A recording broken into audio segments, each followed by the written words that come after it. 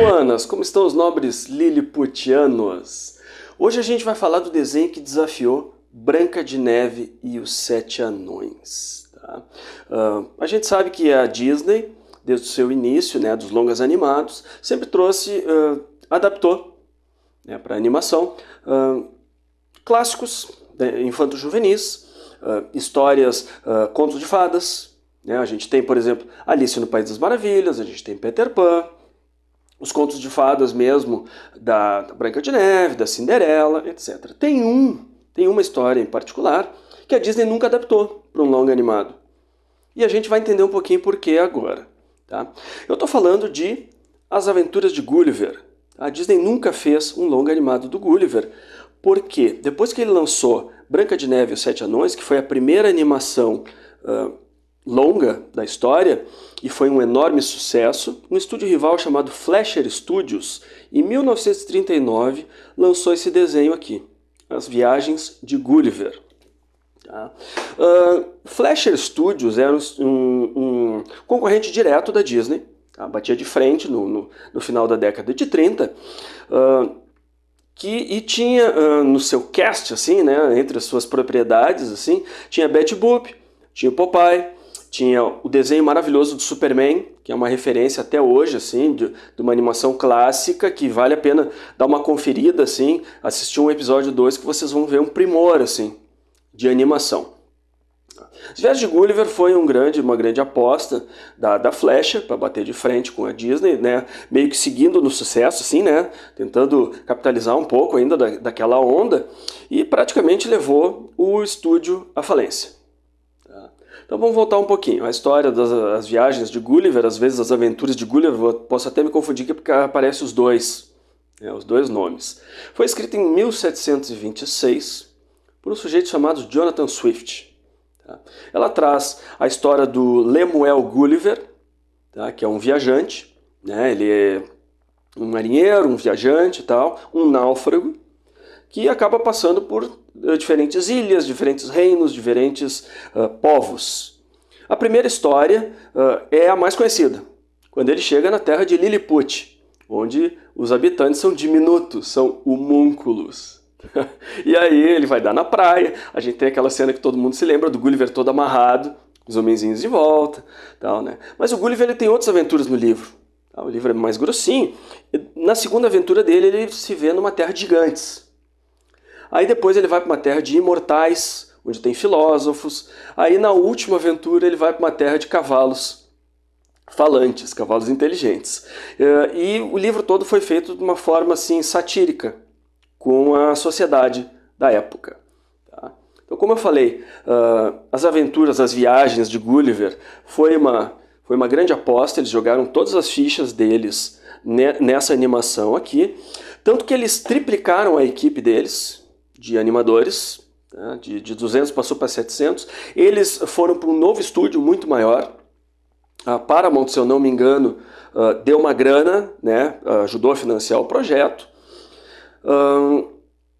E vamos ver logo adiante no que aconteceu depois disso. Tá?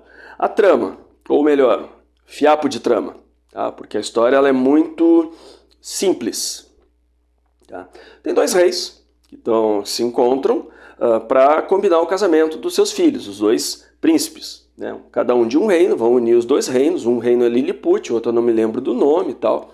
Mas esses dois reizinhos, eles entram em desacordo qual a música que vai ser tocada no casamento. Cada reino tem uma música preferida. Bom, isso leva a uma declaração de guerra entre os dois reinos. Tá? Um deles sai pistolaço e diz, então isso é guerra. Tá? Em meio disso, a essa situação aí conflitante, o Gulliver vai dar na praia. Tá? E fica desacordado. É descoberto por homenzinhos, pelos homúnculos, homenzinhos diminutos. E a partir daí, a gente tem uma sucessão interminável de gags, algumas muito boas, outras médias, de tamanho, né? De gigante em comparação com o homenzinho, sempre aquela coisa assim da comparação, o sapato é do tamanho de uma casa, sabe? E aí vão brincando com isso. Os homenzinhos, os liliputianos, de longe são os protagonistas do filme, são eles que movem a trama, tanto que a trama tem como plano de fundo essa briga entre os dois reinos, e o Gulliver se vê no meio disso. Tanto que o Gulliver, ele só acorda, ele só desperta na metade da história. O resto do tempo ele está desacordado, tá? Para ter uma ideia. E dali em diante, o filme desanda. Tá? Porque depois tem uma cena bastante longa dos liliputianos arrumando, né, como é que eu vou dizer, costurando, né, a roupa do Gulliver, que estava toda desmanchada, e aí vai mais gags de tamanho. Sobe um botão com guindaste, sabe? O cavalinho puxa a linha, nessa linha assim, de brincadeira, assim, tá? Parece... Tá, me pareceu, vamos dizer assim, teve o espírito de um curta-metragem alongado, mais do que de uma história já pensada para ser um longa.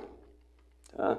A animação do Gulliver, do personagem Gulliver, foi feita pelo processo de rotoscopia, em que eles filmavam um ator fazendo os movimentos, né, do personagem, e depois dividiam, né, esse filme em frames, né, em fotogramas, e desenhavam por cima de cada fotograma para dar, juntando depois, a ilusão de movimento do personagem.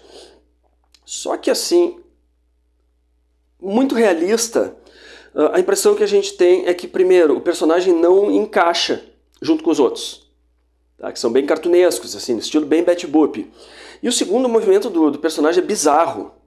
É bizarro, incomoda, assim, é meio estranho. Não sei, é interessante porque é para ser realista e era pra gente olhar e, sei lá, ser a coisa mais normal do mundo. Pelo contrário. A Disney, enquanto isso, já tinha se dado conta que tu não tinha que levar o movimento real para a tela. Tu tinha que fazer a ilusão do movimento. Então, por mais que eles tivessem referências, eles desenhavam à mão e depois animavam de uma forma que eles achavam que ficava mais fluida. Tá? A voz do Gulliver, primeira vez que ele fala, tu fica meio... não encaixa muito, porque o personagem é jovem e ele fala com uma voz cavernosa, que eu não sei se foi para enfatizar como os homenzinhos ouviriam uma voz de trovão de um gigante, mas não combina com o personagem, tá? Uma voz, eu diria, até de velho, tá? Então não tem nada a ver, tá? As músicas, tem músicas, claro. Não poderia ser... tem longas cenas musicais. Tem músicas... tem uma música, inclusive, que é parecida com uma da Branca de Neve. Diria que parecida até demais. Tá? Botei lado a lado, assim, de... tá. Então, também na inspiração, assim, na esteira da Branca de Neve, a gente tem príncipes cantando. A gente tem pessoas pequenas, little people, né? O movimento dos liliputianos, né?